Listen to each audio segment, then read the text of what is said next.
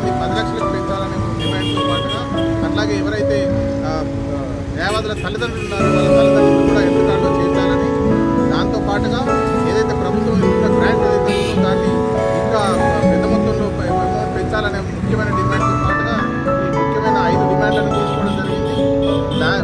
న్యాయవాదులుగా వివిధ వర్గాలకు చెందిన న్యాయవాదులు ఈ ప్రోగ్రాంలో పాల్గొనడం జరిగింది.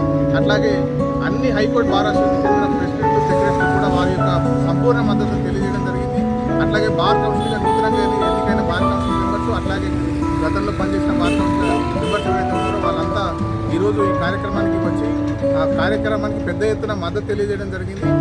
భవిష్యత్తులో కూడా ఈ ఏదైతే న్యాయవాదులకు న్యాయపరంగా జరగాల్సిన న్యాయం ఏదైతే ఉందో, న్యాయవాదులకు అందించాల్సిన హెల్త్ కార్డుల విషయంలో ప్రచారం ఇప్పటికి కూడా గవర్నమెంట్ చేస్తుంది. అట్లాంటి ఏదైతే నిర్లక్ష్య ధోరణి ఉందో ఆ నిర్లక్ష్య ధోరణి ఆర్టీ లాయర్స్ యూనియన్గా మేము చాలా తీవ్రంగా ఖండిస్తున్నాం. భవిష్యత్తులో కూడా ఏదైనా కార్యాచరణ ఉంటే మిగతా అన్ని వర్గాల న్యాయవాదులు అందరూ న్యాయవాద సంఘాలకు సంబంధించిన అన్ని వర్గాల వారు కూడా ఇలాంటి కార్యక్రమంలో పాల్గొనాలని, భవిష్యత్తులో మా పోరాటం దీనికి మేము ఆర్టీ లాయర్స్ యూనియన్గా తెలంగాణ స్టేట్ కమిటీగా ఈ పోరాటం ముందుకు తీసుకెళ్ళడానికి కూడా సిద్ధంగా ఉన్నాము. ఈ సందర్భంగా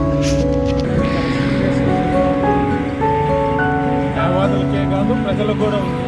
అంటే న్యాయవాదులు సోషల్ ఇంజనీర్స్ ఉంటూ వాళ్ళు సమాజానికి సేవ చేస్తున్న పరిస్థితిలో వాళ్ళ కనీసమైన ఈ రైట్ టు హెల్త్ అనేది ఇవ్వకపోతే కనీసం మినిమంగా 2 లక్షలు ఇచ్చారు. కానీ అది ఎవరికి 2019 వరకు, కానీ 2019 తర్వాత 35,000 మంది ఎన్రోల్ అయ్యారు.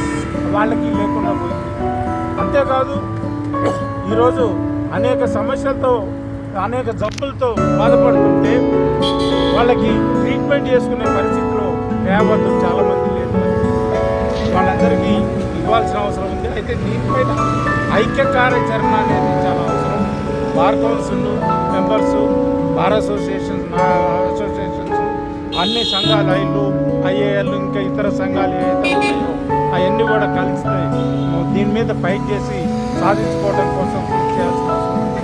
దాని అందరికీ కలిసి రావాల్సిన అవసరం ఉంది అని చెప్పి ఐలు తరఫున విజ్ఞప్తి చేస్తాం.